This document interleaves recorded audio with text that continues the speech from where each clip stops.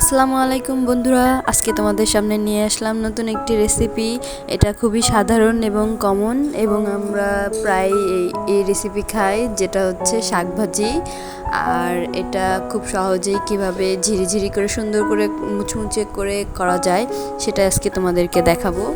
তো চলুন শুরু করা যাক বন্ধুরা।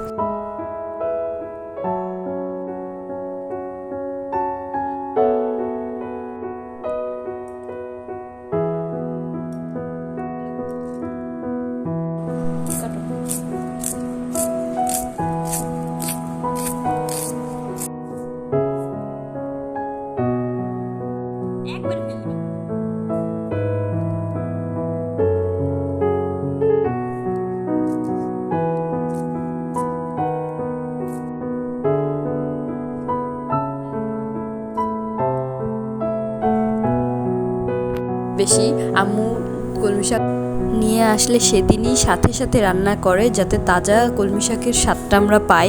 বাসি তো কলমি শাকে তেমন একটা স্বাদ হয় না।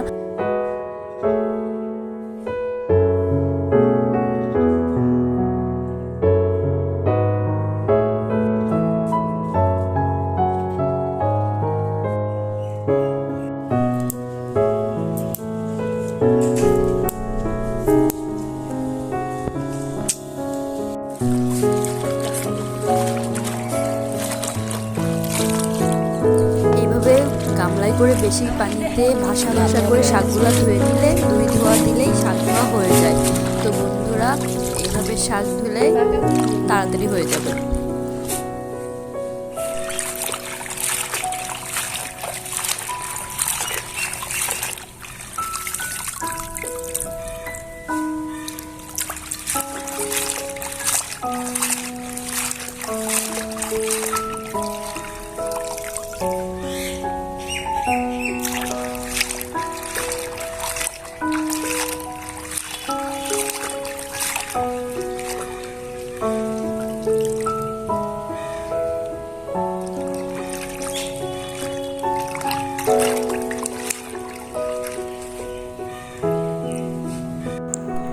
বন্ধুরা দেখো, শাকটা অনেক সুন্দর লাগছে কুচি কুচি করার পরে।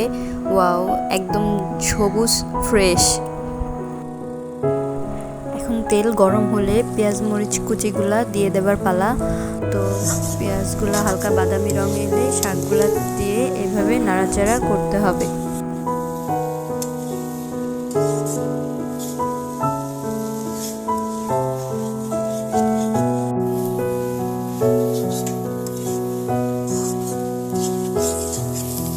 তো বন্ধুরা, শাক ভাজা ভাজা হতে হতে আমরা একটু লেবু বাগান থেকে ঘুরে আসি।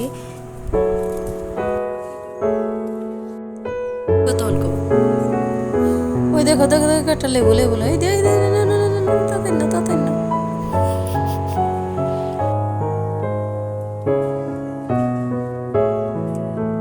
লেবু, আরেকটা লেবু, ওই দেখো আরেকটা লেবু। হ্যাঁ, ওই জায়গায় তিনটা চারটা লেবু আছে। হ্যাঁ, চারটা লেবু। হ্যাঁ, এই যে এইখানেও একটা পাকা লেবু আছে, পারো ওইটা পারো।